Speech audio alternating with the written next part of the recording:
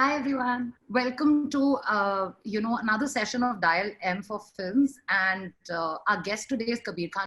Let me start by just giving a small introduction to Kabir. Kabir grew up in a family where politics and policy were dinner table conversations. He studied in some of the best educational institutions in Delhi, Kirodimal College, Jamia, JNU, and freedom of expression and dissent is almost part of syllabus in institutions like this. His formative years was spent, shooting and directing documentary films, having a sharp political sensibility and honing that sensibility consistently is part of the job when you're working in the documentary space. He made his feature film debut in 2006 with Kabul Express, and post Kabul Express, he's gone on to deliver some of the biggest blockbusters with some of the biggest stars in the industry. But despite the budgets, the scale, the staggering success, Kabir's films have always managed to have a strong ideological foundation. Kabir has said this in a lot of his interviews, that this shift from documentary filmmaking and mainstream was a very conscious one. He didn't want to preach to the converted. He wanted his voice to go beyond the 5,000 people who felt like him. I wanted to make two things very clear to people who've plugged in, that we are not today talking about politics within the industry, within the film industry. We're actually talking about ideology. And that brings me to the second thing, which is that when we say politics, politics is often confused for electoral politics. But we are not talking about electoral politics. We are talking about ideology. We are talking about the moral and ethical code of a person that informs their beliefs, their ideas, and how these ideas percolate into what a creator creates. So let me welcome Kabir to the session. Kabir, thank you so much for giving us time. It's my pleasure. Looking forward to this. Kabir, I wanted to begin by asking you because, one has heard so many interesting tales and they're interesting now that you're alive and in hindsight, talk about them often. The thing is that at the time that you were shooting and directing documentary films, you traveled to more than 60 countries, places of unrest, places, ridden with conflict. You worked with journalists like Saeed Naqvi. You met some of the biggest political leaders and dissenters of their time. How does this kind of training for years, when you do this kind of work, how does that, impact a creator? How does it, build certain fundamentals that remain with the person who's done this kind of work?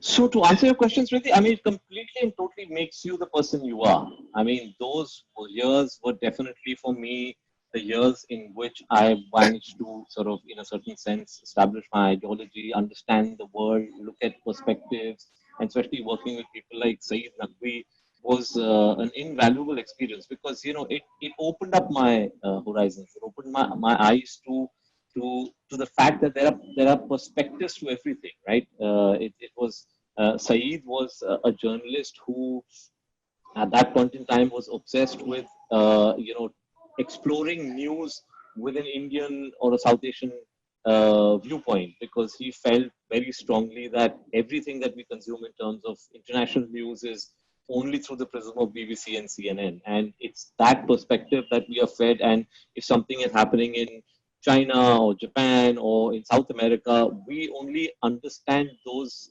incidents or events through an American perspective or a British perspective, because that's essentially what CNN and BBC stand for.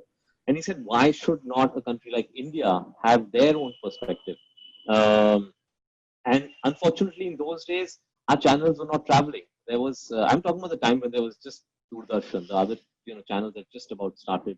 They didn't have the financial muscle to be able to sort of travel and have correspondence reporting from different parts of the world. Today we do, fortunately, and also there were no other counterpoints. There was no Arab counterpoint like an Al Jazeera. There was no Russian media coming in English language. There was no Chinese networks. So it was only BBC and CNN. So I sort of latched on to Saeed straight out of film school. Of course, the main aim being I wanted to travel, right? With Saeed, I saw the passport, ये free में travel करवाएंगे सारी दुनिया भर में.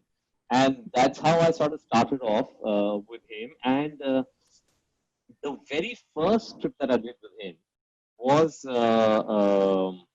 to Central Asia, to the erstwhile Central Asian republics of Soviet Union. This was post the breakup of the Soviet Union, and what triggered the idea of going to these places was that Saeed had been sort of observing these areas for some time, and at that point in time, there was a lot of material in BBC and CNN about how post the Soviet Union's breakup, Islam is again sort of coming back to these Central Asian republics because historically they had been Islamic countries before they were part of the Soviet Union, and how hordes of Russians are now being made to run away because in Central Asia they're asserting their new found Muslim identity, and there is this rise of Islamic fundamentalism, and there were a whole series of documentaries on that, and we landed up over there, and I'll never forget day one in Tashkent, which is the capital of Uzbekistan. We landed up over there, and Saeed,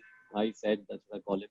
Saeed, I said, just let's pick up the camera and get onto the streets. And we went onto the streets, and he said a very simple question to everybody. He said, "Can you point me to the nearest mosque? I just want to go to the nearest mosque," because he felt that there he might just be able to meet people with whom he can start this whole discussion.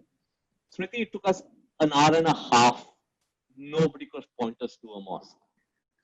They said, I think there's a church there. Yeah, I think there's a mosque over there. Why don't you go ahead over here, turn left, turn right? 1.5 hours on the street of this country, which was, according to the Western media, being overrun by Islamic fundamentalists, and they could not even point us to the nearest mosque.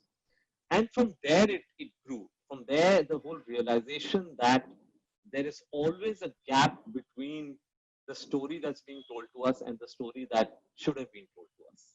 And that gap fascinated me for years. And in retrospect, when I look at some of my earlier films, also in fact almost all my films, they lie in that gap between what should have been told to us and what was actually told to us. So yeah, I think that's how I would say that Saeed, the years spent with Saeed, of course, the perk being that we did some 60, 70 countries together. At that age, it was an unbelievable experience for me because I've often said that there's no experience greater than travel. No amount of books you read, no amount of films you see, no amount of people you speak with can ever match up to actually traveling. And that is something I've always maintained, that travel is by far the greatest education one can have. The thing is, one of the really exciting that you said right now was that how one has to constantly question the hypothesis. Like there are so many things that we believe to be the gospel truth just because of the fact that we are sort of conditioned to kind of believe that. Just like the news that was coming in from BBC and CNN, and those were the only sources of news at that point of time.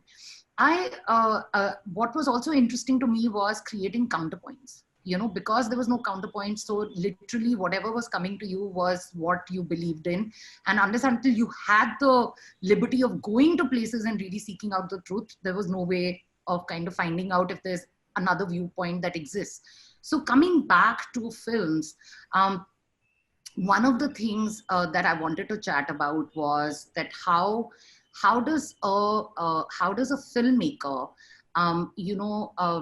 create those counterpoints, and how do you actually, because there is a lot of misinformation, there is a lot of people don't have enough political education or know about issues that are being spoken about. The information is just cluttered all over the place. How does a filmmaker then create that point, that counterpoint to the noise that is there? How do you wade through that noise? So in my case, Smriti, of course, I was very lucky that I got that exposure early on in my life, and I got that training to be able to look at news and question it, right? A lot of times we don't do that, and we just digest what's being told to us. whether it's news internally, and of course, I mean, the news internally today will give us indigestion, but at that point in time, the news that was coming out was, especially I'm talking about the context, international news is something that we never questioned. Um, so, how you develop that now? I mean, if you're not traveling or if you're not reading, I guess you have to sort of seek them out. Like today, it's very easy to seek out the counterpoint. Internet is there. So it's very easy to say Google an event and then say, okay, let me check the another sort of version of this event, or let me check what is somebody else's perspective on this. And it's very easy to do it today. But having said that, there's also a trap there, and that's why in my films and whenever I'm doing research with all my assistants, or I also do that. I saw one of them here, where she's Anbe Nazir or somewhere here. She knows that I always make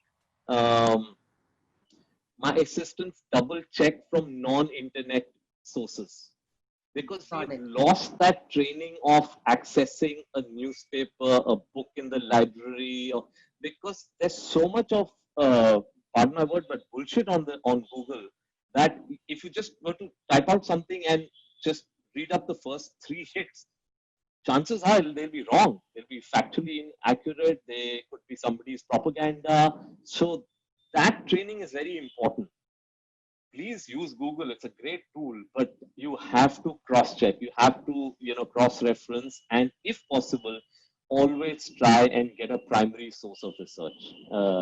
If it's something like, I can take, for example, in the case of my last film, 83, right? Fortunately, it happened only about 37 years ago. So there are people still around who remember that. So I cross-check everything, despite the fact that I had the players, access to players, and I could, find out everything from that. I did not even trust their memory, after 36 years. And I realized in our research that some of the things they said turned out to be wrong.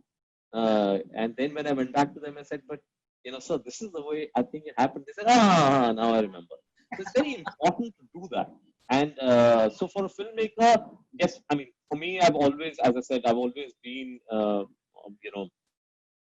I get very excited by the counterpoint. I mean, therefore, whether it's my first film, Kabul Express, so Ratmika is there. I can spot her in that box. Who was with me in Kabul Express. Unfortunately, broke her ankle in Kabul Express. Oh my God. Yeah. So in Kabul Express, the fact that, of course, we were being told that Taliban is this army of 65,000 most dreaded terrorists in the world. But for me, I also want to understand, okay, what gave rise to them? Who are they? What is the human story behind? There's a human story behind everybody, and that was very important for me, to keep sort of searching out the counterpoint, because at the end of the day, that's what interesting storytelling is. If I'm going to just repeat and bring to you what we already know, it's not going to be exciting, right? It's only going to be interesting if I'm trying to bring a counterpoint which people say, hey, we didn't think of it like this. And therefore, I feel the need for me as a storyteller to keep sort of picking out the other narrative, or the alternative narrative, or the counter. Kabir, I also want to go back a little bit, and what also fascinates me, and I think fascinates a lot of people, is that it's very difficult to break into the mainstream. Right? It is not easy. Like, people are constantly looking for that opportunity, waiting for that opportunity, peddling their work, going and talking to people. For somebody with your experience, how did you manage to, I mean, it's unheard of. Like, Yash Raj was not even making films like that. And it would probably be the last place when anyone would go to with a script like Kabul Express, right? But not only did they put their might behind that, it was, because Yash Raj was doing it, it got, the kind of counting that other films don't get. So how did that happen, from documentary films to Yash Raj, one of the biggest studios, making your film? So yeah, that was a very interesting journey. I mean, one can do a film on that itself. So I was a documentary filmmaker, and let me take you back actually from what triggered Kabul Express and bring you. Got it. So for me, I was doing documentaries, and I must say that I was actually pretty successful in getting documentaries commissioned in those days, because I started doing a lot of work in Afghanistan. So at that point in time, there was a lot of these international networks that were commissioning me, and we were planning getting our films sent to NHK of Japan, Canal Plus.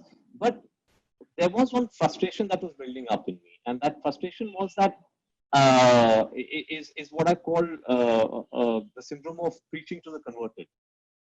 Documentaries did not have any distribution available. We did not have reach to a large audience. So what was happening was that though I was making these documentaries for international networks, they were not really finding an audience in India. And it was, I was Delhi based in those days, so we would still be, showing them at the India International Center, India Habitat Center, the same sort of 2,000, 3,000 people who are anyway ideologically on the same page as you. So I just felt that frustration, right? Because at the end of the day, any communicator wants his or her story to reach out to the largest number of people possible. And that is around the time when I was doing a lot of work in Afghanistan. And the kind of things that were the kind of experiences that I was going through as a documentary filmmaker in Afghanistan were sort of building up in my mind towards a script. And I was looking at, I sort of felt that in India, because I very strongly believe that mainstream cinema is probably the strongest medium in this country with the greatest access, I felt that maybe that's where I want to tell my story. So there's this one incident that happened with me in Afghanistan when I was there in 2001 when the sort of Americans were still bombing Kabul. And there was this one, so by the time I landed there, it was the Northern Alliance, so the Mujahideen, had more or less taken over Kabul, and the Taliban were already on the run, and they had been dismantled. And a lot of the prisoners that were being taken by the Americans and by the Northern Alliance, these were prisoners who were either Taliban soldiers or were the people from Al Qaeda who were fighting alongside. They were, and so all the foreign mercenaries who were part of those forces were being caught and being sent to this prison in a place called Doab, which is near the Afghan-Tajikistan border. It's a very mountainous region called Panjshir. And everybody, any journalist, everybody wanted to go there because that was the gold mine of information, right? That's where all these guys, in fact, that prison, Doab, was a place which was the sorting ground for a lot of them to be then flown on to Guantanamo Bay. And at that time, checkbook journalism was on, so Americans were paying shitloads of money to, like, every 50 kilometers, a warlord would change, right? And that warlord would want money.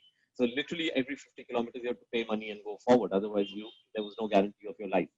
But as Indians, we knew that there was a lot of goodwill for Indians amongst the Northern Alliance Mujahideen. And so we went and we spoke to them and said that, we want to go to Doab, the prison in Doab. And they just put us in a jeep, and then we drove for 8 hours. It's not very far away, but there were no roads. All the roads have been bombed out of existence. So it took us 8 hours to reach Doab, and we reached this place. It's called Doab because it literally means two rivers. So it's like a little island surrounded on two sides by rivers, and then surrounded by mountains. So it was like a natural fortress where these guys had been imprisoned. And we go into that prison. And these guys just open the gate of the compound, and we go in, and my friend Rajan and me, we enter, and in front of us are some 30, 35 guys from Al Qaeda and Taliban sitting all shackled up and chained, and they're looking at us like we're some animals from a zoo, and we looking at them. So like, what the hell do we do now? Of course there was these armed sort of guards standing around on the ramparts who gave us some sense of comfort, but it was a very awkward moment. A lot of them were Arabs and Chechens and Chinese from Xinjiang. But we sort of naturally started gravitating towards the ones who were from Pakistan because they understood our language and we understood their language, right? So we started speaking with them. A couple of them agreed to come on camera. And there was specifically one guy, Khalid, who was the most articulate one of all of them. And we ended up spending 2 days in prison, sleeping there in prison with them. They cooked for us. We ate there. We kept trying to sort of, get them to speak on camera. Of course, it wasn't very successful because every time the camera was on, Khalid would become this like proper, like a Taliban ideologue. But every time the camera was off, he would like start abusing them. अरे वो तो बेवकूफ थे, जाहिल थे, अकल नहीं थी. I think like, can you please say this on camera? You know, on camera he would become proper and talk about the ideology and jihad and all that. I found it very interesting. And after 2 days, finally, when we were going back, Khalid came running towards us, and he said, "Can I please make a call on your satellite phone? That is the only way you could communicate on those days." Uh, Now that made me a little nervous because those days, satellite phones, they're very famous. Like the Americans are tracking them, and if they knew that, if they, next thing you knew, this guy was from Taliban, a cruise missile would be coming towards us, tracking our satellite phones. I was a little hesitant, but then the Afghan jailer also said, "Karne dijiye ek phone call." So we gave it to him very reluctantly. He made a phone call, and in that phone call, Smriti, I realized that he called his family in Pakistan. And I realized that this was the first call probably in 2 or 3 years. The family till that time thought he was dead. And with this call, they realized that he was alive. And he called for his daughter. And I saw, and Khalid was a big built man. He was like 6 feet 4 inches, really broad.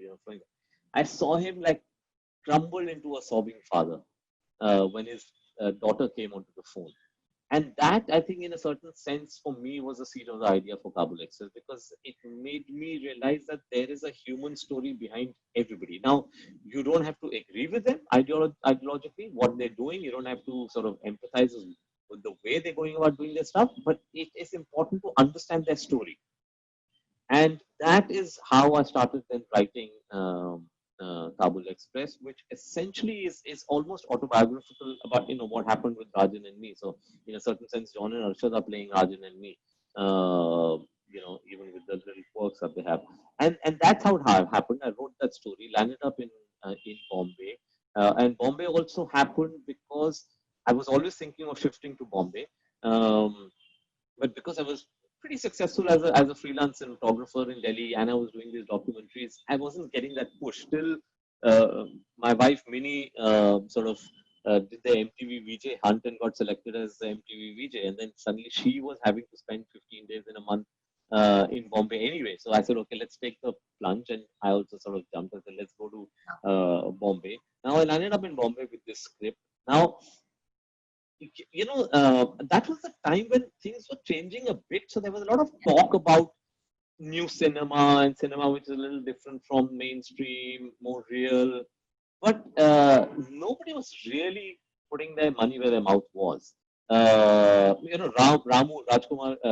Gopal Verma had already started making his films, which are a little different. So he became for us the poster boy at that point in time. We all landed up over here, and I started doing the rounds. There were a lot of these, new corporations that was getting set up at that point in time, and I went to all of them, narrated my scripts. There's this one very interesting anecdote I'll tell you about one of the newly minted corporations where they were supposed to be champions of different cinema. I won't take names, but so I went there and I met the gentleman. I said, I have this script, called Kabul Express. So he said, okay. He says, what's the proposal? And that's exactly what he said to me. What's the proposal?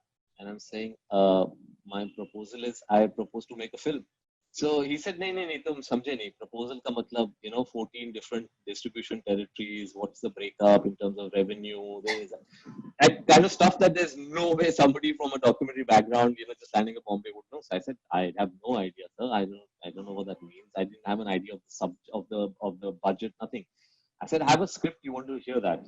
So he said, हाँ script तो सुनेंगे, लेकिन Monday, and I'm not exaggerating for laughs. Huh? He said, Monday to Friday हम proposal सुनते हैं, Saturday को हम script सुनते हैं. So I said, ठीक है sir, मैं Saturday को आ जाता हूँ, आप script सुन लीजिए. So I go on Saturday, and he gives me a good 2 hours to narrate, and I narrate the story of Kabul Express, the script of Kabul Express, and I can make out from his body language, his expression, he's enjoying it. And by the end of the narration, I thought he really liked it, and he said that also. He said, "Oh, the Chitani." I said, "Great." I said, "This is easier than I thought." So I said, he said, "लेकिन एक मैं तुम्हें बताता हूँ, दो किस्म की फिल्में होती हैं." सच्चा सच क्या? He said, एक होती है pre-Friday film, एक होती है post-Friday film. So I said, वो क्या होता है sir? So he said, see, pre-Friday film क्या होती है? वो हम उसका एक proposal बनाते हैं, उसमें recovery plan होता है, एक cost होता है, और हम उसको release से पहले, Friday से पहले बेच देते हैं. तो before the release हमारा profit बन जाता है. फिर उसके बाद जो भी film करेगी, bonus आता है नहीं आता. And his post Friday film जो होती है ना, वो पहले नहीं बेची जाती. We can't sell it before Friday. It has to release and run on its own steam. Get word of mouth and everything. It makes money on its own. तुम्हारी film post Friday है. So I said, okay sir, so let's do a post Friday film. They said नहीं हमारी company का charter है, हम सिर्फ pre Friday film बनाते हैं. So that was the end of it. Of course, he said एक idea है by which you can convert your film from a post Friday film to a pre Friday film. And I said, what is that? So he said, Arjun Rampal बोले आओ. So Arjun Rampal तो छोड़ो, Arjun Rampal का manager भी नहीं मिला मुझे. In fact, I think I did manage to meet somebody who was Arjun Rampal's manager, but he never managed to get me to Arjun Rampal. So that was that. And now the only studio who one did not go to, because conventional wisdom, and that's why I always say we should not, we should respect conventional wisdom, but we should not follow it beyond a point because we'll never evolve. Because conventional wisdom said कि यशराज तो ऐसी फिल्में बनाता ही नहीं है, वो तो chiffon romance और ये और गाना बजाना ऐसी फिल्म कहाँ तुम्हें देखेंगे. And then second point, how do you meet? मतलब Yashraj means what? Aditya Chopra. The joke in the industry is that Aditya Chopra is something that's been created by Yash Chopra to scare people. He doesn't exist. So how do you meet this mythical Aditya Chopra? So unknown to me at that point in time, one of my friends had taken my script and given it to Adi, because he knew at that point in time that Adi was looking for scripts outside of his comfort zone. God. And out of the blue, after a year of struggling and having these kind of encounters with pre-Fridays and post-Fridays and all that gyan that was coming my way, I got a call saying that I'm calling from Yashraj and Mr. Aditya Chopra wants to meet you. I'm saying, Acha, this is a fast one. Somebody's pulling on me because and sort of Mini was in MTV and there was a very popular show called MTV Bakra in those days. Yes. I said, all these guys, they were all friends, MTV VJs. I said, they all know the struggle I'm going through. Ye Cyrus Brocha ka Bakra hoga. So I'm getting very cocky on the phone. Acha, Adi Chopra milna hai. But something in the tone of the lady who was speaking to me made me realize that this could be true also. I said, okay, what time does he want me to meet? So she gave me the time and the date, and I said, okay, I'll come. Now I'm going on that date to Yashraj, and half expecting, like before I reach the gate, like from behind the bushes, Cyrus Brocha will jump out with his camera and say Bakra. Fortunately for me, he was not there. The gate opened, and I went to Yashraj, and I was directed up to Adi Chopra's room, and it was as simple as that. I opened the door, and I still remember Adi was sort of standing next to the window, and he was cleaning his reading glasses, and I came in, and he said, "Hi, Kabir." And I said, "Hi." He said, "I really like your script. Yeah, when can we begin?" And that's it. That's how Kabul Express happened. So it's that's how it just came to play. So and Suratmika was our executive producer on that. She also, I think, just joined Yasha at that point in time. So and from there, and of course, then I ended up doing 3 films with Yasha. So yeah, in that sense, if I look back at it, probably my journey was not as tough as a lot of other people. A year when I was going through that struggle, for me seemed not. Also because I put in already a number of years in documentary filmmaking. It wasn't like I was just fresh out of film school and come and just I just done a couple of films as AD. I put in a lot of years in documentary filmmaking and come here. So at that point in time, I did used to feel like frustrated, but in retrospect, I think a year is nothing. And that is something that for all budding filmmakers, they must realize. A year is nothing. If you want a script and you really want to push it, you need to realize it could take 2 years, 3 years before you get it done. So, Kabir, the thing is that when you make films that have a ideological foundation, which are conscious of, there's a conscious politics in that film.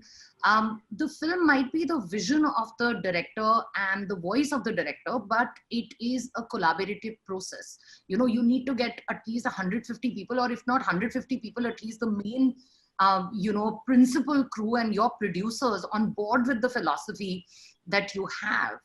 How does that work? Do the collaborators need to have the same politics as the creator, or it's not necessary? In an ideal world, yes.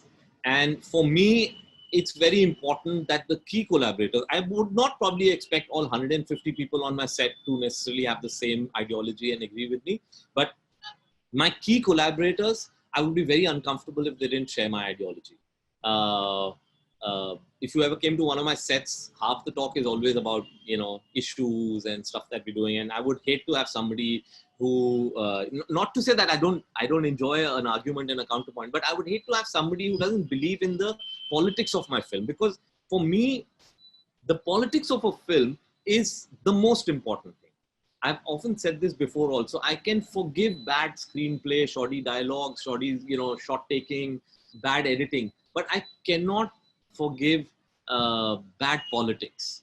That's the first thing as an audience that hits me, and that's my first thing that I take away from. Because, you know, honestly, when you're seeing a film, Smriti, you should not be studying it and analyzing it.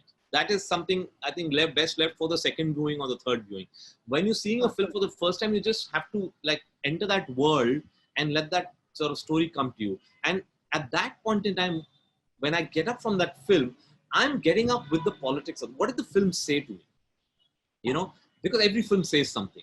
And that, if that makes me uncomfortable, I can't access that film. Then I can't enjoy that film. It might be the most brilliantly crafted film. And I could say, okay, you know, great, sort of well made in terms of its craft. But if the politics are not going to resonate with me, that film's not going to live with me. So for me, politics is very important. And therefore, as far as my key collaborators are concerned, I would definitely like to work with. Until now, you know, touch wood, I have worked with people who have believed in the ideology of those films. And I try and really make an effort to get as many people in the team to actually read the script, you know, talk about it and, you know, discuss it and have them believe in it. Because I think that's the only way that they'll give in that extra. Kabir, this brings me to, you know, when you said that you cannot, and I know you've said it before, you've said that, you know, bad politics is something that is unforgivable. That brings me to people who constantly say, and it's like almost like, you know, taking the Fifth Amendment in the US. Everybody turns around whenever they are told to give their point of view, they are constantly saying that we are apolitical. What does that mean? How is an artist apolitical? Forget artist. I don't know how any human being is apolitical. I do not understand that word, and of course it's totally my personal view. There might be people who might be able to explain what apolitical means to me. But what do you? I don't understand what they mean. Do they mean we are neutral? I think that's what they try. What they try to say is we are neutral. There are two things they try to say. One, they say when they say I'm apolitical, they mean ki hum vote nahi karte. That's not. See, unfortunately, politics is also defined in a very narrow sense. So, I mean, in this conversation, I think let's first start by defining when we are saying politics, what do we mean, right? So politics, when you say, people will say, okay, politics of political outfits or parties or affairs of the state or the government, right? That's not the politics we're talking about. For me, simply put, if I was to try and define politics, politics is the way individuals in a society look at each other, behave with each other, perceive each other. Those dynamics are what are politics, right? They're a set of values. They're a set of messages. They're a set of viewpoints. That's what is politics. And every single human being has a viewpoint, right? Nobody can say, I don't have a viewpoint.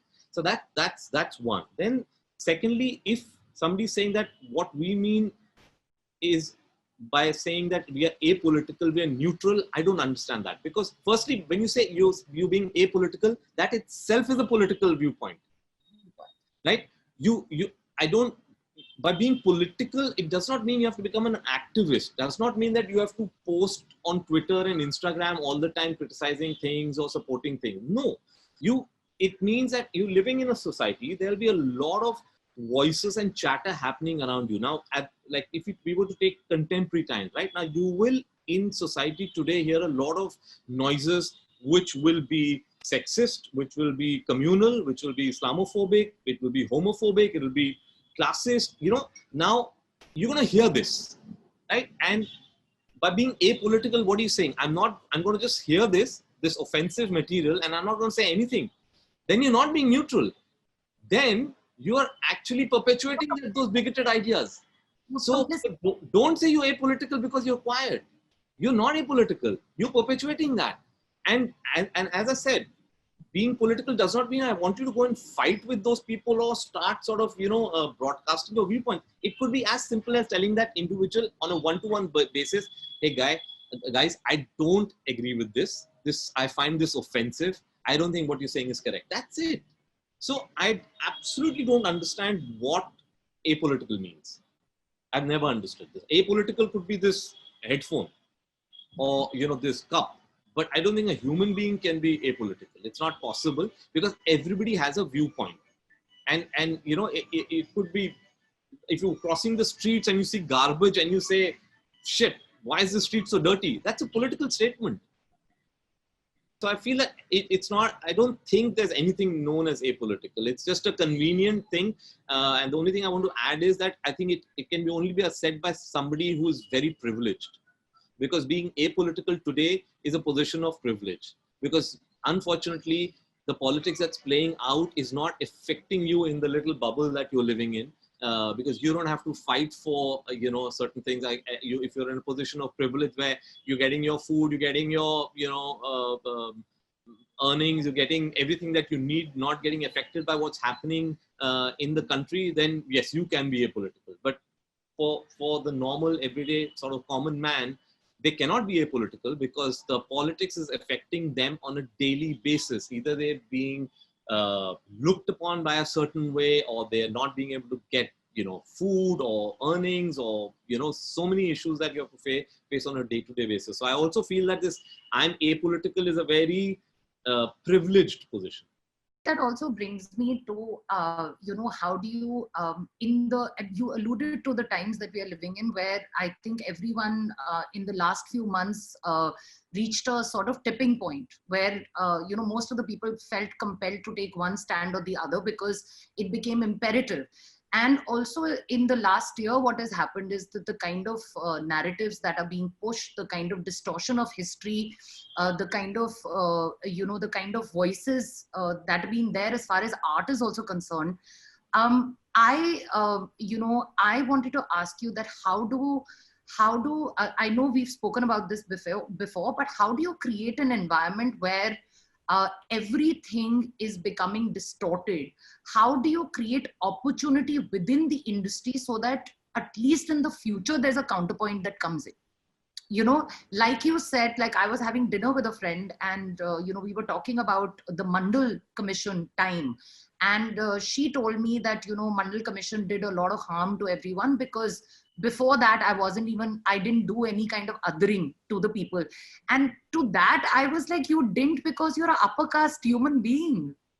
Caste never mattered to you. You ask someone who's a lower caste, they are defined by that, because everything that they do in their life is affected by the fact that they belong to a particular community or a caste, or that is how the engagement with the world is. So how do you create enough amount of voices or give enough amount of opportunity to create that counterpoint within the industry, within art? So, Smriti, unfortunately, I can only speak about myself as an individual, and I feel the responsibility of doing it. The only way you can do it is more and more people in the industry, because we have to be aware that filmmakers in mainstream cinema have to be aware that they have a very powerful medium at their disposal, and we need to, in a certain sense, be responsible to that.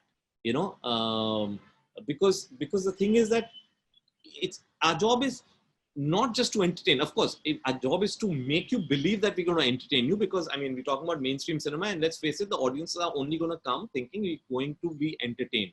Now, our job is to, within that entertainment, or within what you will look like entertainment, our job is also to educate you, to provoke you, to shock you, to challenge you, to inspire you, to it generally sort of make you trigger you, right? To make you think about something. And that's very important. Again, it has to be done in the garb of entertainment.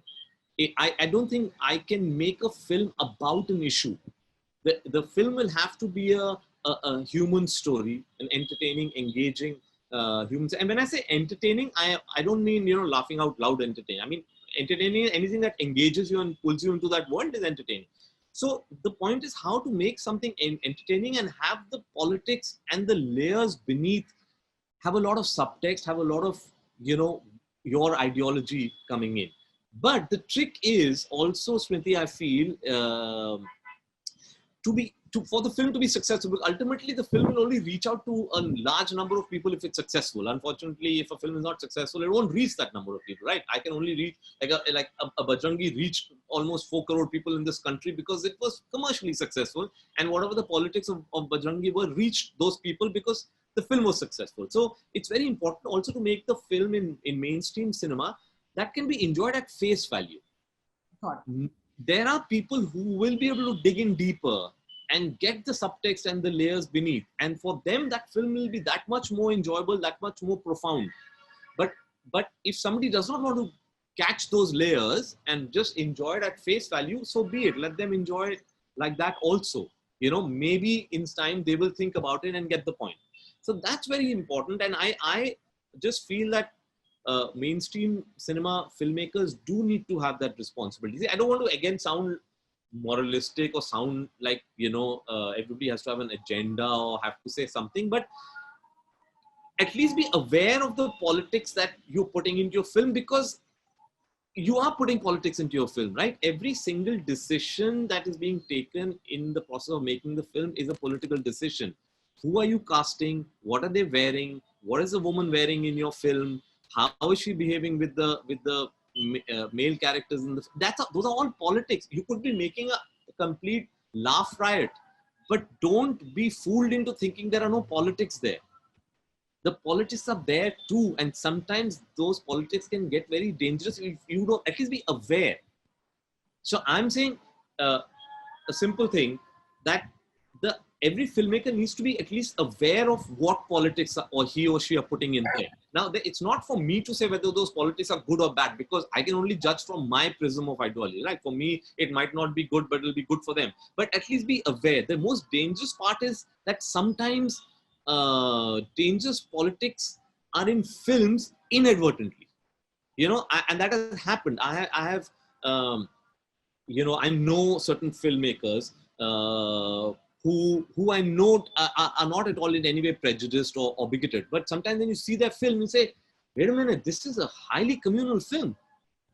And it came because not because the filmmaker wanted it looking like that. It came because the filmmaker was not aware of the politics going into that film. Certain decisions were taken for drama or a thrilling element. But if you're not aware of what that's going to say, that can become very dangerous. And those films are very dangerous films, because they're mainstream films. They'll have a very large audience, and the filmmaker is not even aware of the politics he's letting out into the world. And Kabir, I want to add to this and say that, you're not preaching or anything of that sort, and we have to stop being apologetic about it, because every time, I have a conversation about feminism, I almost feel like I need to, or people want me to start by saying that, I don't want to be unharmonious. I love men. I mean, if you're intelligent enough, obviously you will realize that these things are there. So you're not preaching. You're just, it's just ridiculous. It's this unmindful has reached ridiculous levels, and therefore one is having this conversation, because when people actually turn. You're right. It's also, I mean, and again, in the context of these last 4-5 years, for example, we're seeing a lot of films which are also distorting history. Yeah. Right? And they're distorting history, not in the sense that they might be citing real names and real places and real dates on which those battles happened. When I say distorting, they are like, I'm seeing a lot of emphasis that disturbs me a lot, because one, I've been very a keen sort of student of history. I enjoy sort of reading history. I've been seeing a lot of, for example, medieval battles that were fought between various kings being seen through the prism of religion. Now, yes, that's disturbing, okay? Because a lot of these battles had nothing to do with religion. Just because one of the kings was Muslim and one of the kings was Hindu does not mean they were fighting because of their religion. They were fighting because of a piece of land that they wanted, right? And chances are that the Hindu king's forces or the Muslim king's forces could actually have both religions in them. So yes, that distortion is happening a lot now where, there's this whole demonization of the Mughals, for example. I mean, I don't know, that's been almost like a sustained, now what is happening is, again, some filmmakers, I don't know why they're doing it, whether they're doing it deliberately to distort history or they're just going with what our society is now talking about, right? So suddenly this demonization of Mughals has become cool. It's a nice villain to have. And now this battle with this Mughal king becomes, seen as a battle between Muslim forces and Hindu. That's really dangerous because that's not the way it happened in our history. We know that, right? It was always about a piece of land. The Mughals fought the Lodhis and came in. The Lodhis fought the Tughlaqs and came in. The Tughlaqs fought the Khiljis and came in, right? And within that, there were lots of other battles. These battles were not about religion. So that really disturbed me. When these battles get projected through the prism of religion, because that is the distortion that is really unfortunate. And Kabir, what is also disturbing is that, even if, and I don't say this that people are not aware of or they've not read or whatever, but at least the people who are consuming this material for the first time, and this is how it's being done on this kind of scale, and also a medium that influences like this. I think sometimes what happens is, not all, but the gatekeepers, like the critics or the people who write on film, I think this is where they come in, that if they are not vigilant enough to kind of point out what are the holes in a story like this and how dangerous it is. They're not, that's my biggest grouse with critics, Smriti. They seem to not catch the politics of films. They're always busy talking about, slow editing and bad screenplay and this and that. But the heart of the matter is something that escapes them most of the time. They rarely ever talk about the politics of the film. And that's not nice. I think that's essentially what we should be discussing about. Because, we don't really need gyan on good editing, bad editing, and, slow screenplay. Firstly, I don't know how one can even make out the difference between where was it the edit and where was it the screenplay. But anyway, they like to comment on that, so let them. But I'm saying the politics, they never comment on. Kabir, I wanted to bring you back to the work that you've done. And I know that you very consciously decided that you want to be in the mainstream space and you want the voice to go out to a staggering number of people. Now, when you're working within the framework of, the mainstream, where there are big stars and there's a lot of money at stake, and you bung in ideology there, do you feel that there is a certain, because of all the variables at play, do you feel that there's a certain dilution that happens as it does it kind of stop you from going deeper, from pushing the point a little harder? Are those constraints there when you're working with a medium like mainstream? It can. I won't say it will be dilution of ideology, but it can be sometimes dilution of facts, of certain information that might need to be included, which will help the audience probably follow it better. That does happen, and that's a struggle. That is a struggle that I've always faced in mainstream. Sometimes I get it right. Sometimes that problem, I'm not able to solve. And that is something that with every subject, with every sort of story that you pick up, it's a journey that you'll go through, and you'll realize that, I don't know how to crack this. Now, is it, should I do this at the cost of drama, or should I go with drama at the cost of letting maybe some, essential information slip?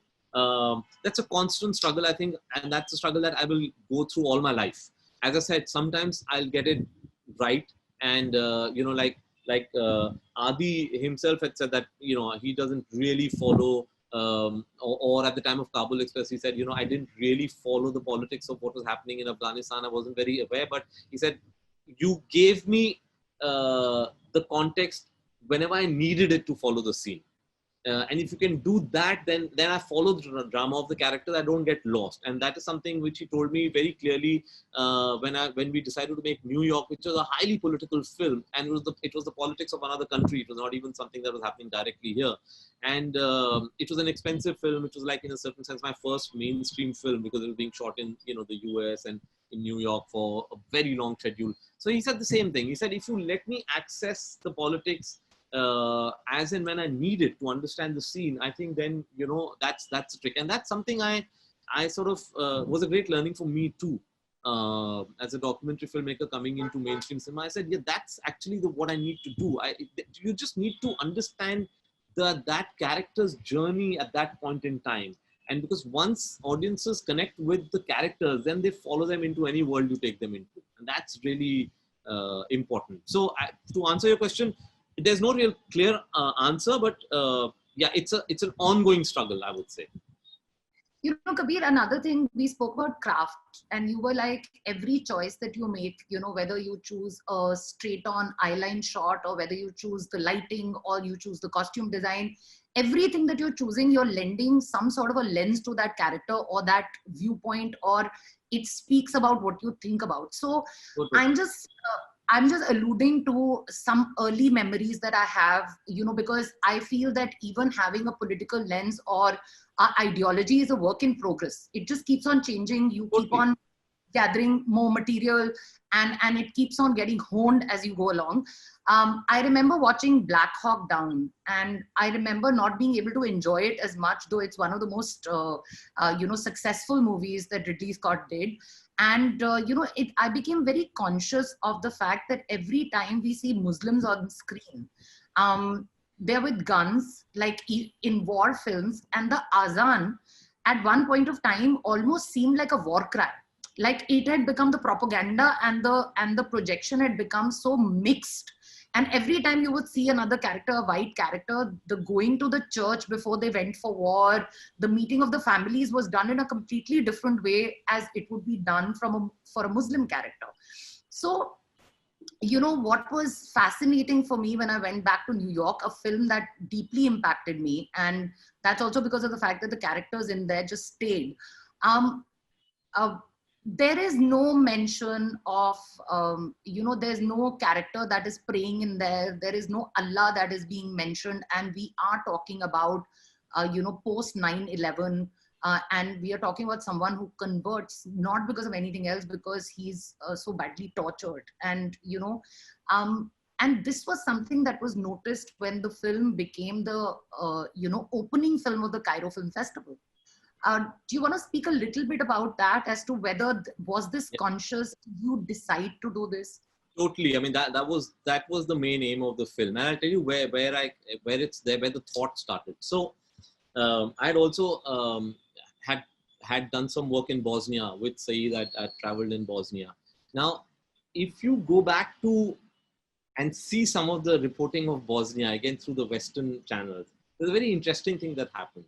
So Bosnia, when the war began, where Yugoslavia basically broadly, fell into the Croats, the Serbs, which is basically Croatia, Serbia, and Bosnia and Herzegovina. So Herzegovina. So basically, if you see the reporting, and they would talk about the civil war going on, and they would talk about the three parties, it would be the Croats, the Serbs, and the Bosnian Muslims. So I'm saying, wait a minute, why are they saying Croats, Serbs, and Bosnian Muslim? Why aren't they saying Croats, Serbs, and Bosnia? They didn't say Orthodox Church Serbia, Catholic Croats, and Bosnian. If they said that, I would understand, okay, they're trying to put some context over here. But the only country, only the part of Yugoslavia that they would mention the religious identity would be the Bosnians. Croats or Croats, Serbs or Serbs, but the Bosnians were Bosnian Muslims.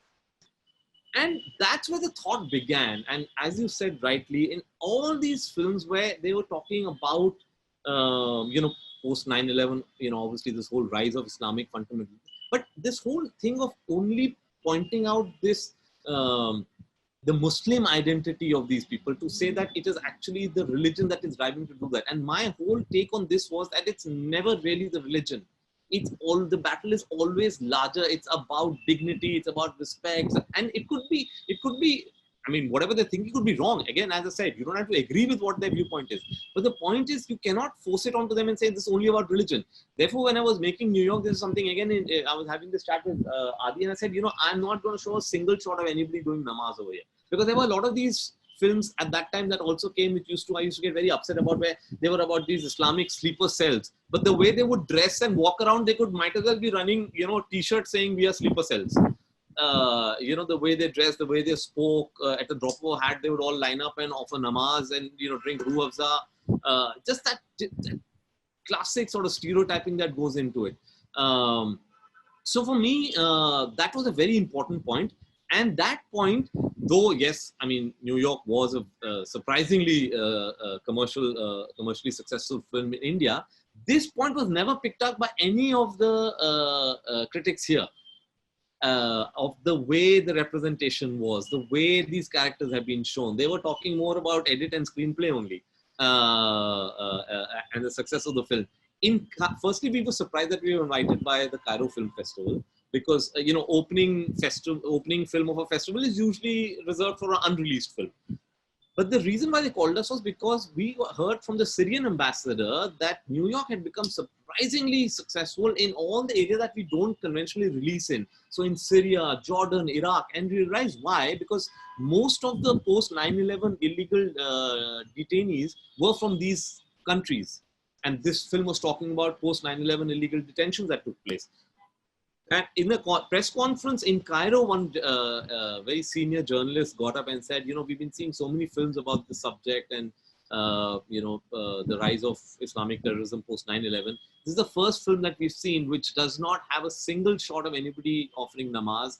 And there are no dialogues about jihad and Allah. It's all about your dignity and how you're fighting to, you know, in a certain sense, fighting for what you think, the dignity that you've lost.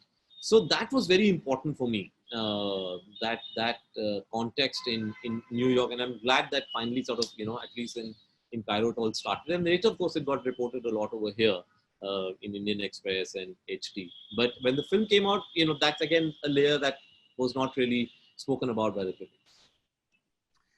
You know, Kabir, one thing that I wanted to also speak about and point towards, also because we have a lot of aspiring filmmakers and aspiring film professionals who are watching this, is that when the struggle is to get your first film made or get your work out there, to get it financed, the the whole pipeline is a very difficult pipeline to tread. You know, it doesn't end at kind of writing a story and having a story.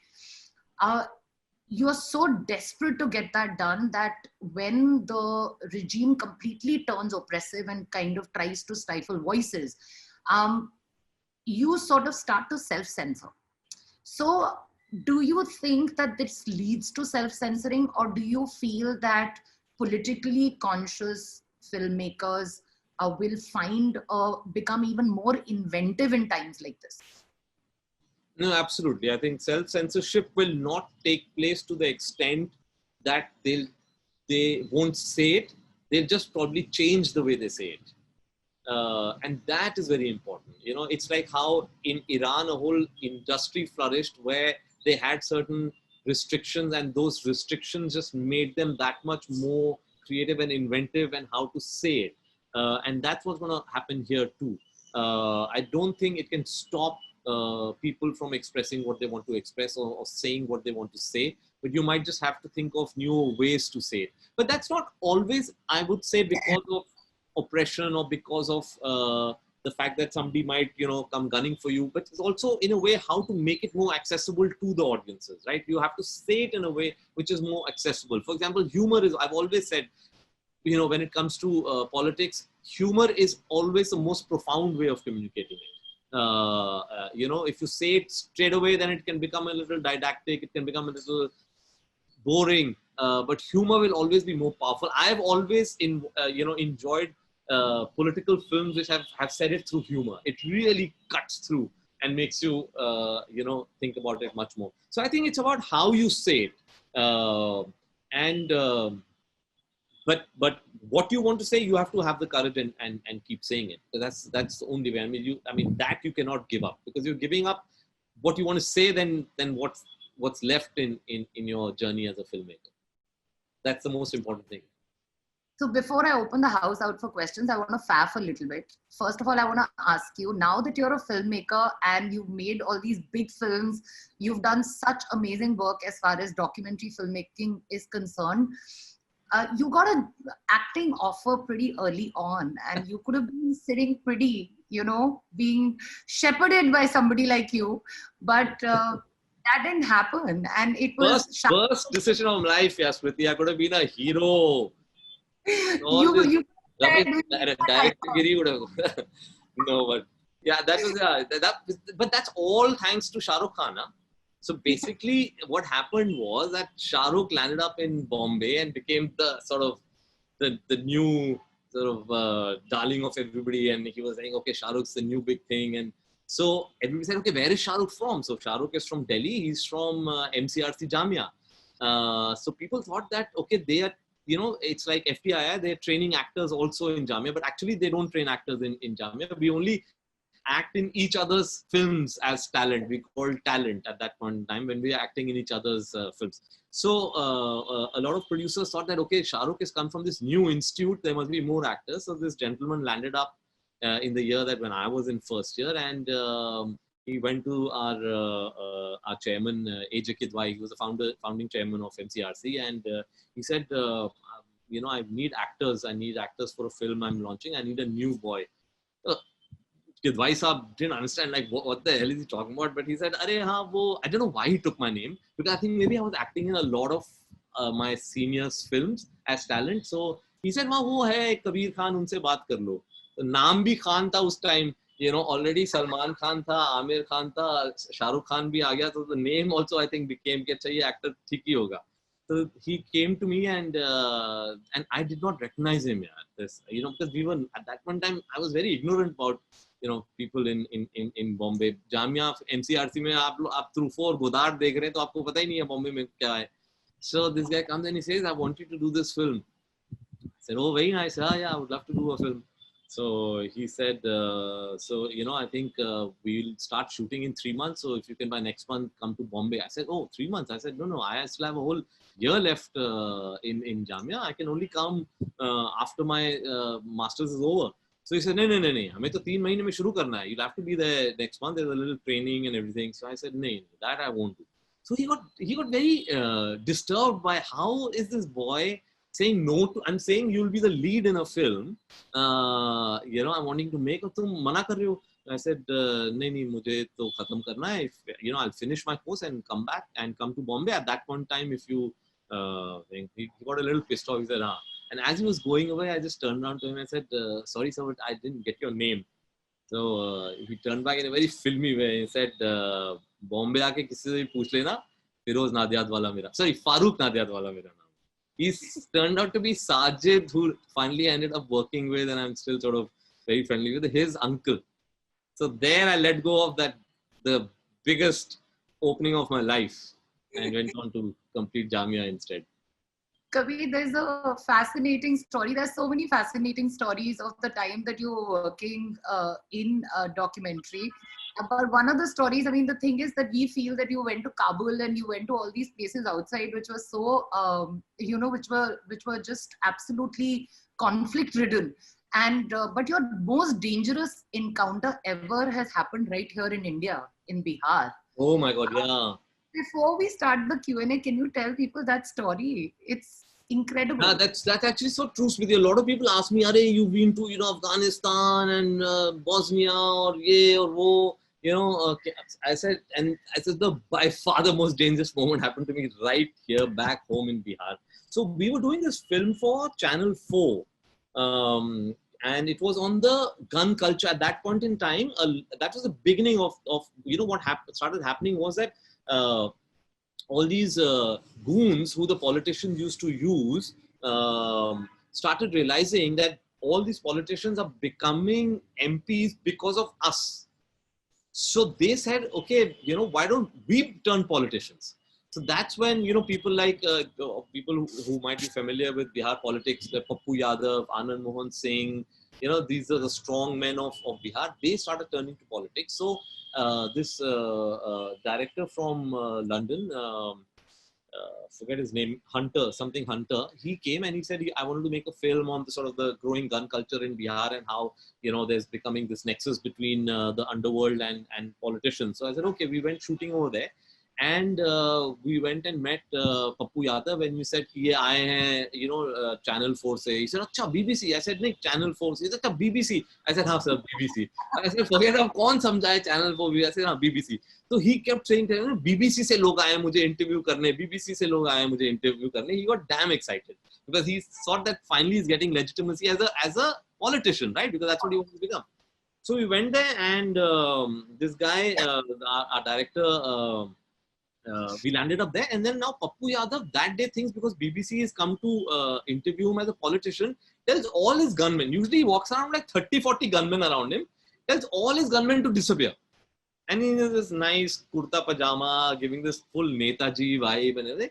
And Hunter is telling me, "Where are the gunmen? Where are the gunmen?" So I don't know what the gunmen are. He's decided he wants to portray this clean image. He said, "No, I want his gunmen." I said, "You can't just order his gunmen." He's decided not to come with his gunmen.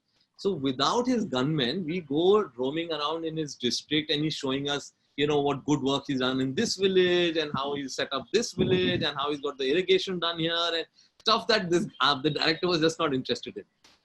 Now, we didn't know that all this that he was doing, his rival gang, which is Anand Mohan Singh, suddenly realized that Pappu is roaming around without his army.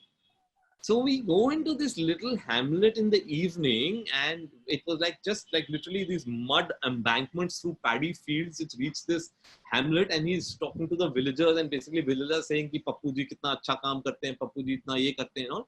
And we're driving back, and there was one gunman, one solitary guy with him. And we didn't know that the village had been totally surrounded. Because when the paddy fields ended were these forests, and Anand Mohan Singh and his men had surrounded that village. And its sun was setting, it was getting a little dark, and that's why the film got renamed Shootout at Sunset. And we're driving out, and I'm in the first car, and I suddenly see, and this was the first time, till then I had never been to conflict zones like that, and I see 8-9 little sparks go off in the dark in the forest, I said, "What the hell?" And within a second, 10 bullets slammed into our car. And it was, ultimately it turned out to be really sad because the first bullet went through our driver's neck and he died on the spot. And we realized that basically the rival gang had attacked, and we jumped down and we sort of went under the cars, and these guys kept firing. The villagers came out with bows and arrows. Can you imagine? Came out with bows and arrows. Somehow from maybe under the car, some 3-4 more guns came out, which had been hidden and kept. And suddenly we were stuck in the middle of a gun battle. And those, bullets were literally flying inches away from our heads. So yeah, there was just not Kashmir or Afghanistan or Bosnia, which was my most dangerous incident. It was right here in the sort of caste wars of Bihar between Pappu Yadav and Anand Mohan Singh. Kabir, hoping there's going to be a film in there. So I'm going to open the house out for questions. And I think Kapil Verma, would you like to go first? Hi, sir. So my question is, as a first-time writer, should we self-censor our content just to get our first film out? And if not, how does that affect the commerce of our film? No. Don't self-censor. In your firstly, self-censor for who, right? If you remove something, it might work for X, but it might not work for Y. So how do you know where it's ultimately going to get acceptance? You have to stay true to yourself. And that is something I say to everybody, because, I'm from, as I said, from MCRC, and a lot of my juniors come to me and sometimes, ask for my advice. I always say that. I said, stay true to yourself. And it's very important, especially in your first film. If I'm watching your first film and I know you, I should be able to say, ye Kapil ki hi film ho sakti hai. I should not see a film which does not have your voice in it, because then there's no point. Because the only way you get noted and the only way you move forward is that somebody says there's a new voice that has come. So don't start self-censoring yourself at all. Of course, having said that, you need to be able to look at it and decide, is this something that is required? Is this something I'm doing just to create a bit of a sensation? Or is this something which is very intrinsic to the plot, to the story? Is it needed? Is it not needed? Just don't throw in some of our new OTT shows, we throw in a lot of maa behan ki gali sometimes, and you realize, kyun bol rahe hain? Because it's fun. We get little laughs out of it, right? But sometimes you say, yeah, ye bahut zyada hi ho gaya. So I'm saying, don't do it for effect, but if you believe in it, please don't self-censor yourself. Next is Gaurav Bose. Hi. Hi. So there is one thing that I was little concerned about. One was about the bipolarization of politics, the current politics in India, right or other. So how do we get to a more subtle way of representation of politics? And second is, how do we tackle censor board in many of the cases? Because they are pretty inconsistent with the way we censor things. So the first part of your question, Gaurav, is exactly what I told Kapil, right? Don't bother about what's happening there. You have to stay true to what your ideology is, right? Now, whether there's left, there's right, there's center, what are you? What is your ideology? What is it that you want to say? Stay true to that. And don't worry about, what the others will say. If by the time your film is made, you would have passed many filters. When I say many filters, you would have passed through a number of people having read your script. So that itself, there'll be a lot of sort of bounce back sometimes saying that, hey, you sure you want to say this? Then you have this discussion maybe with your producer, maybe with your co-writers, maybe with your actors. So that itself will help you understand that there could be some things that are contentious. Now you have to then decide, is it important enough for my film to fight for, or is it not? Because one thing is very important in getting a film out, right? There'll always be battles, but you have to decide which are the battles worth fighting for and which are the battles not worth fighting for. And you have to, there are something like, for example, I'll give you an example of what happened with me in Bajrangi during Bajrangi Bhaijaan. That was a battle worth fighting for, because the censor board suddenly told me, your title is blasphemous, because the VHP had filed a PIL in the Allahabad High Court against Bajrangi Bhaijaan, saying the title is blasphemous. How can you put the name of the Lord with Bhaijaan? And so the censor board also was following suit and said, your title you cannot use. Take your pick. You can decide Bajrangi or Bhaijaan. Now that for me was a battle worth fighting for. I said, you give it to me in writing that I cannot do this. Constitutionally, I'm not allowed to use Bajrangi and Bhaijaan together. They couldn't do that. So that was a battle worth fighting for, and I stood my ground. And they were pushing me against the wall because it was just a week before release. They were trying to push me to, just in some way compromise and say, jo dena hai do. And I said, nahi. I became actually very filmy at that point in time, because they said they knew that Eid is coming. Salman has to release on Eid. And I said, hamari Eid, जब भी हम film release करेंगे हमारे लिए ईद होगी, तो आप don't bother about Eid, you give it to me in writing that I can not use Bajrangi Bhaijaan as a title for this film, and then they had to allow me. So you have to decide which battles you want to fight. Don't fight every battle, because trust me, every battle is not worth it. I'm just going to ask you a question about, why do you think Indian cinema, Hindi cinema, has not many examples of political films? And if you look back at the history, which for you is a very strongly political film? So, Nasreen, I think we can say we don't have a history of many political, I'm talking about mainstream political films, probably 80s and 90s. But I think till the 70s, we were very political. I think all of Raj Kapoor's cinema was political. Guru Dutt was spectacularly political. In fact, some of his cinema would, for me, be really, some of the most political films. I think 80s and 90s, we started losing it and started getting, though I must say even Yash Chopra was political, somewhere down the line, and by the time I also joined the industry, I was always told this, that, they would always, in fact, tell me, don't tell people you're a documentary filmmaker. Like the D word was a word not to be uttered, because it meant politics, it meant boring. I think it maybe has to do with the fact that we all grew up on this, documentaries that films division would show, which is mandatory before our films, for 10, 15 minutes, these documentaries would be shown, which were basically state propaganda. That we started feeling like documentaries is a bad word. But after that, I think now, Nasreen, I would say that a lot of mainstream cinema is becoming political.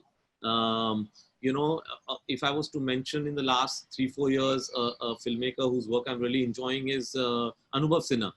He came from cinema which was completely sort of escapist and La La Land, and then now suddenly the work he's picking up is so sort of deliciously political. Mulk is one of my favorite films maybe in the last 10 years. Some of Rajkumar Hirani's, like I always say, Lage Rao Munna Bhai is one of the best political films in mainstream to come out in a long time. So now we are, but I think in between we had lost it. We had it till the 70s, and then I think for 20 years it all disappeared. I think you're right, but I think in the earlier days, the 50s or whatever, it would come through much more in terms of the script of the songs.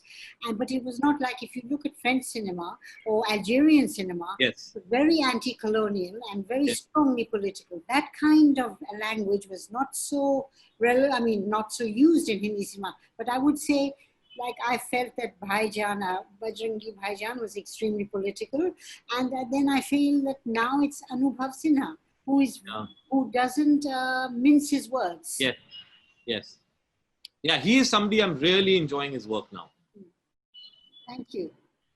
Yeah. Yeah. Hi, Zainab. Hi, Kabir. It was lovely listening to you. Thank you. I have a very personal insight question. I'm not into filmmaking. I'm coming from the audience perspective, but it's just something that I'd like to understand.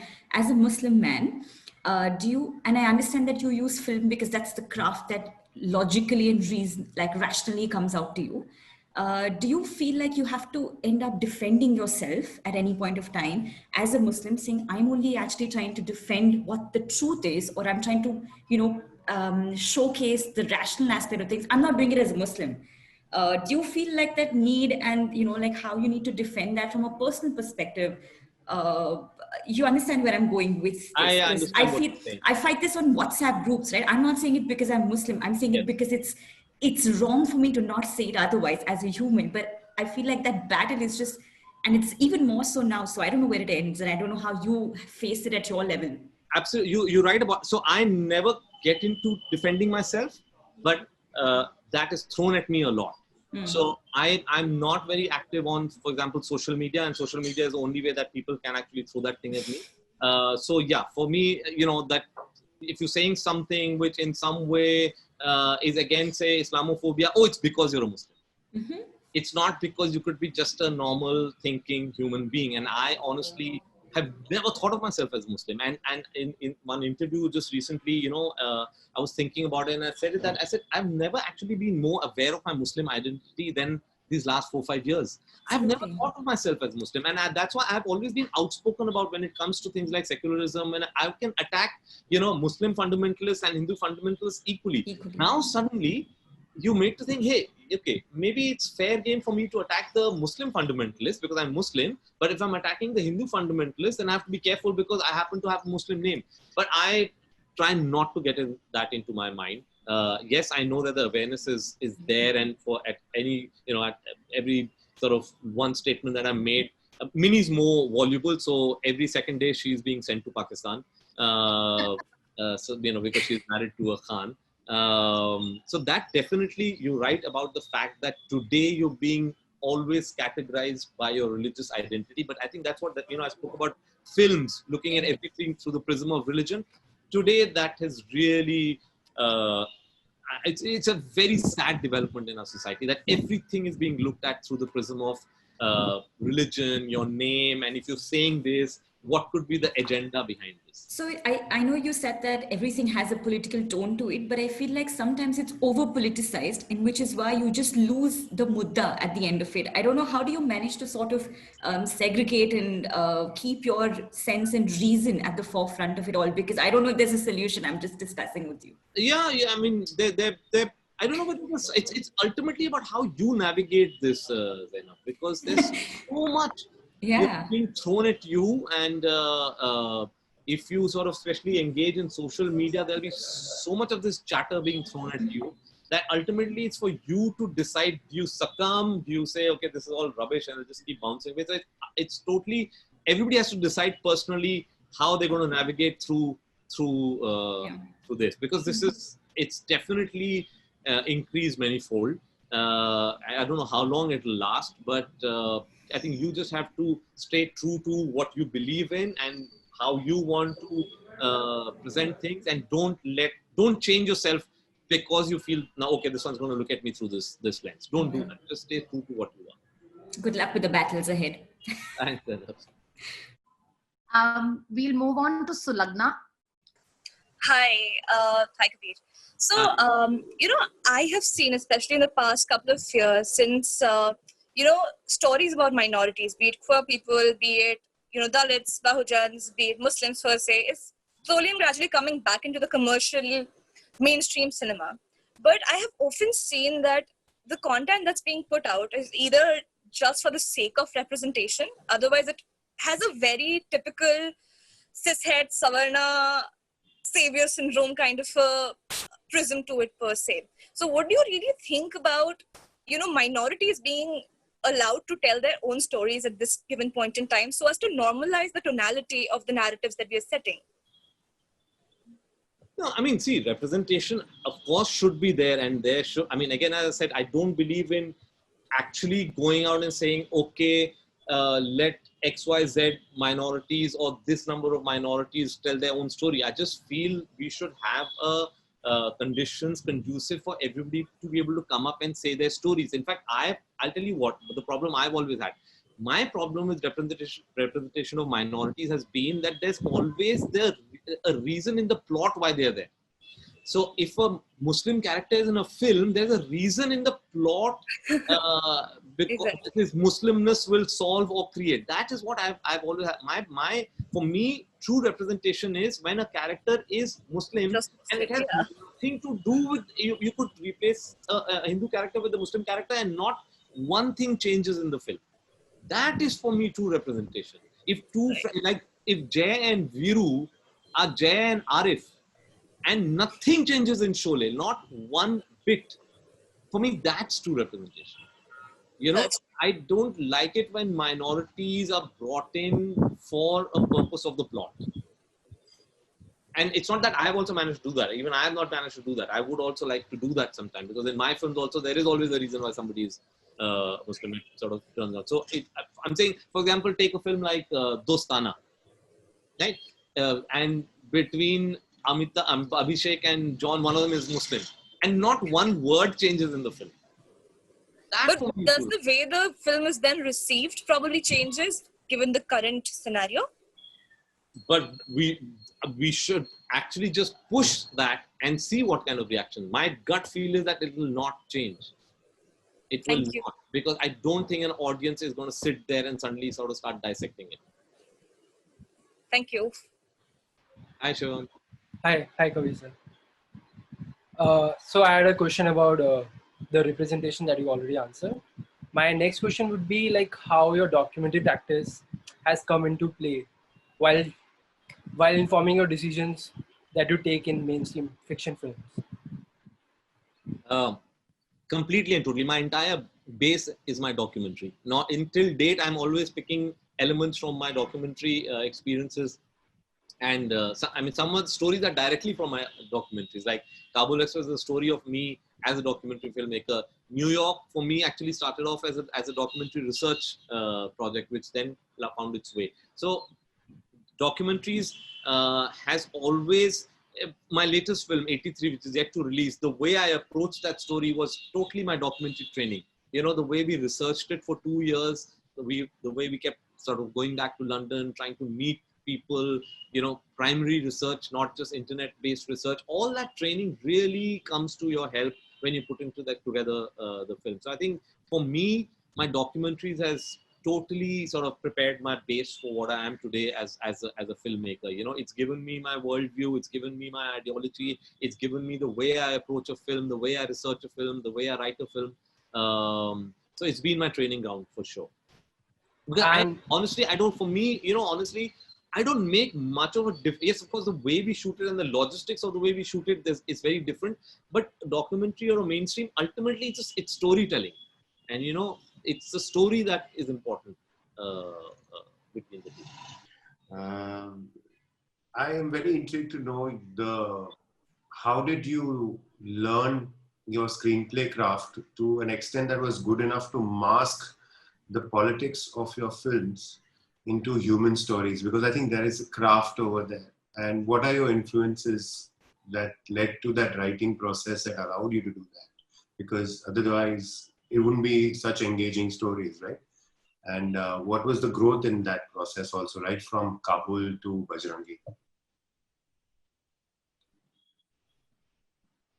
I lost a bit of it in the middle, but I think I got the most of it. So as far as screenplay writing is concerned, so I really don't know whether screenplay writing can be learnt as such. I think what we can do and what we all do is try and read different screenplays and then see films and learn from them. That's all we can do, because ultimately then it's your screenplay is by far the most important element of your script, because a good story can be destroyed by a bad screenplay. So screenplay for me is what I work on the most, because ultimately that's the way the story is going to unfold for the audience.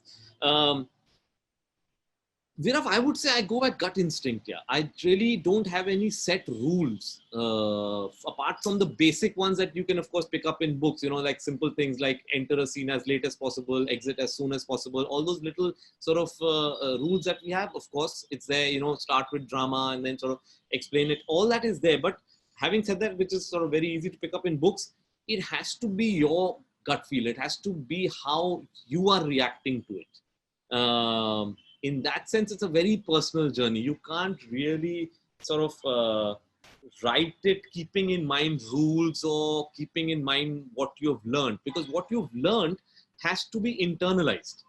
You can't be consciously thinking of it when you're writing. So what we do is when we see good films, right, we internalize those good films.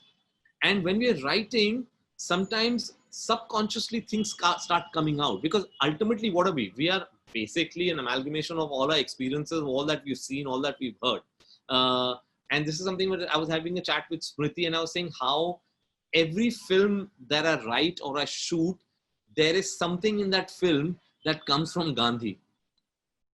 Because Gandhi is a film that had a very deep impact on me at a very young age. And it's the first film that I tried to see and analyze and see again and analyze. And now, like, I might not even be aware of it, but if I was to sit and, go through all my films, I'll be able to say this shot is because of this shot in Gandhi, or I did this because I'd seen that in Gandhi. So it's like that, right? When you see a good film, a good screenplay, you just internalize it. And then it flows out of you when you're writing it. So when you're writing it, you're not really consciously thinking of the rules or what you must do. It's storytelling. At the end of the day, it has to sort of come from within, and it has to engage you first before it'll engage anybody else. Because you can never write it for somebody else. You have to write it for yourself, because you're the only person you truly know. And if it works for you, then you can keep your fingers crossed and say, I hope it works for others also. But if you try and make it or write it for somebody else, chances are it won't work, because you don't know that person. Hi, Kabir. Thank you so much. Before I ask my question, I have just one quick thing to tell you. I come from Bihar, and for the first time in so many years, I have realized from the story that you narrated from your experience in Bihar, that it should have defined my politics and it should have defined my storytelling too. And I hope it reflects in the stories that I tell. So thank you for pointing that out. And I will always remember that. The question that I want to ask you is that between 1999, when you did the Forgotten Army as a documentary, to now 2018, 2019, when you were doing the long format, how much of your definition of nationalism changed? And now that you talked about Gandhi just now, did that also, did the understanding of nationalism also come from that film? So nationalism is something, I think, which has evolved over the years, and we've seen it evolving to the extent that today I'm uncomfortable with that word. Yes, which is why I'm curious to know. Yeah, so because I feel there's a difference between patriotism and nationalism. I think patriotism is a very personal emotion that you feel for your country, which makes you proud of your country and makes you want to do something for country, or if something good is happening, you're happy about it. And at the same time, something bad is happening, you want to talk against it and say this is not right, what is happening. Nationalism is almost is like beating your chest and saying I'm Indian and I'm proud to be an Indian and nothing can be wrong in India. But that's not true. Like if you really love your country, then you have to be able to speak up when things are going wrong in your country. So that whole debate of nationalism versus patriotism is something that's, I think, a very evolving discussion. And in today's times, I would be uncomfortable to be sort of, labeled as a nationalist. I would rather say that, yes, I'm very proud of my country, and I definitely love my country, and I love it enough to speak up when I think something wrong is happening there.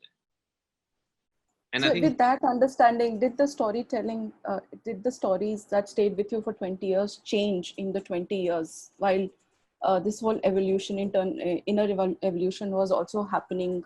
Always. I think that's a never-ending process, right? Because as individuals, we are constantly evolving, and I think I'm not the person I was 20 years ago. I won't be the person I am today 10 years from now.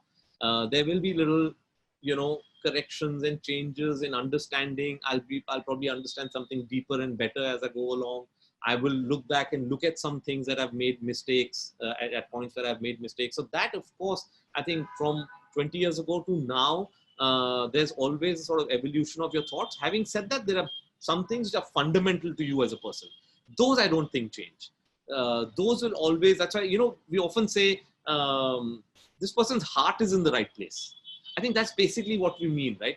Things can change, but a person's heart has to be in the right place, or at least we would like to believe, this person's heart is in the right place.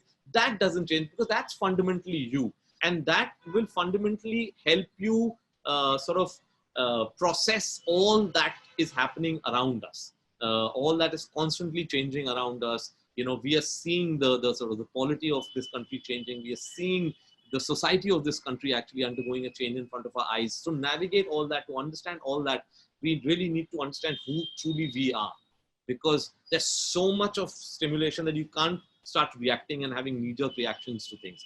You have to be fundamentally very secure and confident about who you are to be able to survive this. Sure. Thank you. Hi, Gania. Hi, sir. Hi.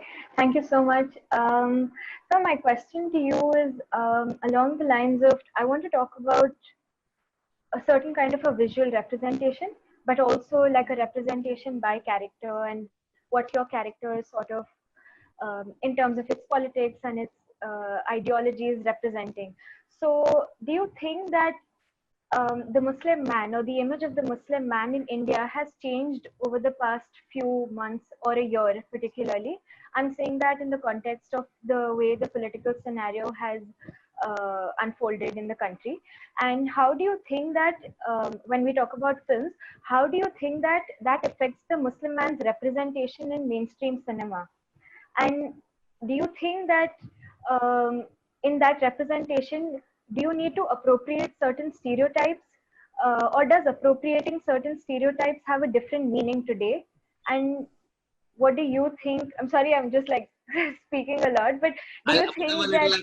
I'll be able to answer. Okay, so do you think that, how do you think that you can, or how do you think you skillfully use that appropriation in your own stories? So the representation of the Muslim man, I think has changed over the years, right? And it's always been according to what state our society has been in. Because, I mean, let's be very clear about one thing. The film industry is a part of our society and will always reflect what is happening in our society, because filmmakers are all part of that society, right? And they'll all come with their unique ideologies and perspectives. They are not people outside of the society. So there will be, I will have a certain viewpoint on the way I want to show my characters. Somebody else will have a completely diametrically opposite way of showing certain characters. I can't say he's wrong and I'm right, and he can't say that about me, but ultimately you have to decide what you think is correct.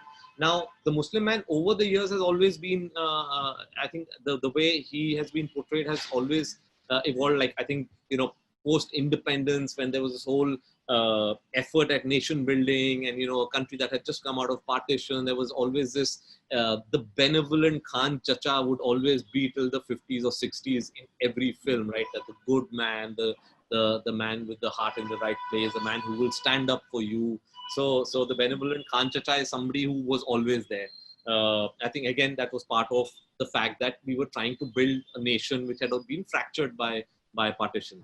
Then I think somewhere when post 9/11, a big sort of change came, right? Because suddenly this whole Islamic terrorism became this cool subject to be working on. Like thrillers after thrillers would have these Muslim terrorists who became completely stock characters, cliched, stereotyped, Taliban or people with dadis and, spouting, words in Arabic, and that continued for a long time. Today, again, there's a very strange sort of representation that's coming in a lot of films, again, because of the polarization that's happening in our society. I don't think there's so much of the sort of the ugly Muslim happening in contemporary films as it is happening in films set in history, which is what we've already discussed at length. And that, for me, is becoming the most dangerous representation. I think there's the ugly Muslim is being shown much more in the sort of films set in the medieval times than in the contemporary times. So I think, again, as filmmakers, it's totally up to us to be responsible for the way we are showing characters. I mean, tomorrow, if you're making a film and you have certain characters, that character has to come from whatever you stand for. And again, I'm not saying that every character has to be good. I mean, this is when we come to character, there's one very tricky part that needs to be negotiated. See, we can't make films only about everybody who's politically correct, because you'll end up making the most boring films if everybody is politically correct in your films, right? So characters can do all kinds of wrong, but at the end of the film, what is the filmmaker's point of view should be clear. There's been a debate recently about one misogynistic character, and there's a whole thing about, oh no, but it was. It's ultimately, what does the filmmaker do with that character? Like, when I get up from the film, do I think that the filmmaker sympathies were with that character, or no, the filmmaker pointed a finger at that character and showed me his faults? That's very important. You can't. A lot of times there's this argument that says, "Arey, real world में तो अच्छे भी होते हैं, बुरे भी होते हैं, सब कुछ दिखाना चाहिए." अब दिखाना तो जरूर चाहिए, but film के end में आपने उस पे क्या comment diya is what is important, because that's what I'm going to get at. So that's very important. What is the last part of your question about stereotypes? I'm sorry, I didn't get that. I was trying to understand that since over the past 1 year, if you're talking about the polarization, there has been such an extreme polarization. How do you think that this affects the representation in the mainstream cinema? And from there, I'm asking, like, making another segue, and I'm asking you that how do you think, what do you think are the stereotypes that are going to be, do you think that the way that stereotypes are used, are they going to change in the way that you're going to appropriate the Muslim man's figure in a film today? And how do you think that you're going to skillfully do it in your own stories? So I want to understand that in the representation of that character, do you think that the way you're going to appropriate stereotypes today will be different? And will the meaning of that appropriation change? Not quite sure whether I fully understood okay. what you're saying, but so, I mean, stereotypes are always, I mean, I don't think stereotypes should exist, because that just makes storytelling boring, right? Because the basic inherent quality of a stereotype is what he or she is going to do, because it's a stereotype, how they're going to behave. So that inherently makes your storytelling boring, because then there's nothing that is unexpected, right? So stay away from stereotypes for sure. You can start with them looking like a stereotype and then break it. Then that becomes a discovery, right? So it's always important to keep breaking that. for me, yes, it's always been an attempt to not try and stereotype and not show them the way you would expect them to see. That there should always be this element of surprise, and if possible, I try to show them. Like for example, let me talk about Om Puri's character in Bajrangi Bhaijaan. There was a lot of discussion in the censor board on that. So what happened was that Om Puri was playing this very stereotypical looking Maulana, good, nice man from this masjid in Pakistan. And at one point when they're bidding each other farewell, he says Khudafiz to Salman Khan. And Salman in the film has been shown as being uncomfortable with anything that's Islamic, right? Anything which is to do with Muslims. And he doesn't know how to react, and he's silent for a moment. And Om Puri's character immediately sees that and he says, "Arey, aap logo mein kya bolte hain?" And Nawaz says that, Jai Shri Ram bolte hain na? Jai Shri Ram. And Om Puri says, Jai Shri Ram. And he's the Maulana of this masjid. Now the censor board flipped. They said, "Ye to aapko nikalna padega." I said, "Ye kyun nikalna padega mujhe?" They said, "नहीं, isse to badi problem ho jayegi." I said, "Kya problem hogi?" They said, "Musalmanon ko bura lagega." I said, "Ek minute, mera naam kya hai?" So they kept quiet. I said, "मैं भी मुसलमान हूँ, मुझे तो बिल्कुल नहीं बुरा लगा, मुझे तो बहुत अच्छा लगा कि मौलाना he's showing his how sort of in a certain sense he's so readily agreeing to incorporate what Pawan has brought with him, and he's so ready to sort of say Jai Shri Ram without getting bogged down by any other considerations. It shows his large-heartedness. So this nahi, ye bahut problem hoga."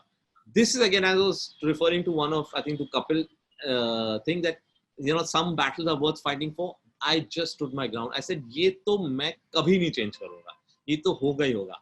Anyway, I won that battle. That scene was in the film. And I went to this theater in Bombay called Gaiety Galaxy. Okay, now Gaiety Galaxy is supposed to be, in a certain sense, a test case. Always you go on Fridays to see that because... Yeah, the sort of blue collar, working Muslim comes to that on Fridays after his thing. And this was on Eid, and I was watching that. And this scene came, right? And Om Puri says, Jai Shri Ram. The yell that went up in that audience, the way they enjoyed that. And I said, and these are the people the censor board told me will get offended by it. So you have to decide how you want to represent. You have to decide what you think is correct. Nobody else will tell you what is correct or not. You have to decide for yourself. You have to have that confidence in your gut feel and go for it.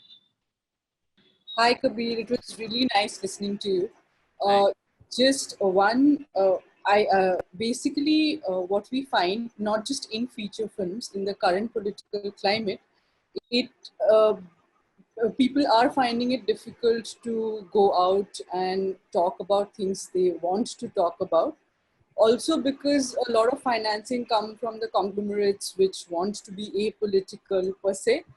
So how do you think, as aspiring young filmmakers or people who want to get their voice out in different mediums, can navigate through this? So going back to that, where we said you just have to find a way to say what you want to say. I mean, see, subversive cinema is the most thrilling cinema. If you can find a way of saying it which sort of escapes their radar, but yet you saying the point, it's always, I mean, whenever I've managed to do it correctly, sometimes I've tried it and it's fallen flat on its face. Sometimes I've done it and it's really worked for me and I get a real extra thrill out of it. I mean, that's the way you'll have to do it. For example, I'll give you an example again from one of my films, Bajrangi, the chicken song. Yeah. Right? The chicken song is actually the most political and subversive song of the film. At face value, it's the song which is the favorite of all the kids. Like you ask kids, under 10 to pick their favorite song from Bajrangi Bhaijaan, they'll say the chicken song because, Salman and Kareena are dancing in that. But a chicken song was written in the face of the beef ban. And what it's saying simply is, this is Chaudhary Dhaba, आधा है veg और आधा है non-veg. आप बताओ आपको क्या खाना है, and everybody can sit here and decide what they want to eat. Now, this is a song which I did not put into the marketing list because I knew somebody might recognize this as being a subversive song and we'll have a ton of bigs fall on us. So we managed to hold on to it, and then only when the film came out, people saw it. Now, a lot of people missed this point completely, but those who did catch that point, till date they tell me that's by far their favorite song, and by far they find that that's the most sort of delicious piece of subversion that took place in mainstream cinema. So I think we have to find that. It's not easy. It's easier said than done. It's really difficult to do it. You know, how to sort of say it, yet not some people recognize that you're saying it. But I guess if you do want to, you know, say some things and you are wary or you're afraid that it might not pass through certain filters because of that, then you have to think of these ways of being able to do this. Having said that, don't fear. I think just go and put your viewpoint as strongly as you can. There are enough takers. You know, there is, of course, this whole fear that people are not going to allow this film to be made. But having said that, you'll be surprised that there are people who are saying it as it is. It's not that people are not saying it. There are voices coming out and reaching out and being accepted, you know, and finding funding. So it's a battle, but it's a battle that you'll have to keep fighting. And you will find like, you know, one of the first questions that Smriti said, you will find your collaborator who's on the same page as you. And there will be some people who will not agree with you and will not want to do your film. But there will be somebody who will agree with you and will be your collaborator and put this film together. Whether it comes in the form of an actor, whether it comes in the form of a producer or a studio, there are people there who will agree with your viewpoint and put it forward. Okay, we are taking the last question now. So my question is, in an interview, Anubhav Sinha said that while making Mulk, he was constantly questioning himself if he's taking sides. So is it possible for any artist to not take sides? And if yes, how? I don't think it's possible. You might believe that you're not taking sides, but I don't think it's possible. Again, that's what we've already discussed about, you know, everything is political. I think it's not possible to not take sides. Yes, you can try as much as you want to be able to present both sides. That's great. You know, you want to present two viewpoints. You want to be as dispassionate about it. But ultimately, you will come shining through in the film. And what you stand for will come through in that film. And because, you know, a film is a 2.5 hour or 2 hour long products. There are so many decisions you're making in that about how you're shooting people, how you're showing them, what dialogues they're saying, how you're editing it. It's nearly next to impossible that your viewpoint will not shine through. So I don't think for any filmmaker it's possible to make a film where his or her viewpoint does not come through and make something which is completely and totally you know, being able to present both sides equally. It's very difficult. Thank you so much. Kabir, thank you so much for giving us this kind of time, and thank you to all the participants for joining us and everyone who's on Facebook who's listening to this session. Thank you so much, guys. Our next session is at 5 o'clock on the 20th with Shakun Batra.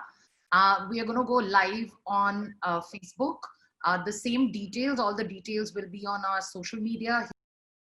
Kabir, again, thank you so much for doing this. I hope that this is going to clear out a lot of the confusion that people, and it's sometimes genuine confusion about what is political, what is apolitical, and whether that is different from, you know, electoral politics, or what informs our beliefs and what informs art. I thank everybody for joining us, and please do spread the word about Dial M for Films. And if there's anyone who wants to join us next time, please send us the information, and any feedback that you have, you know, if we can do better, if we can improve in some way, we're open to listening to anything that you have to say. Thank you, guys. Thank you. Bye-bye. Thank you.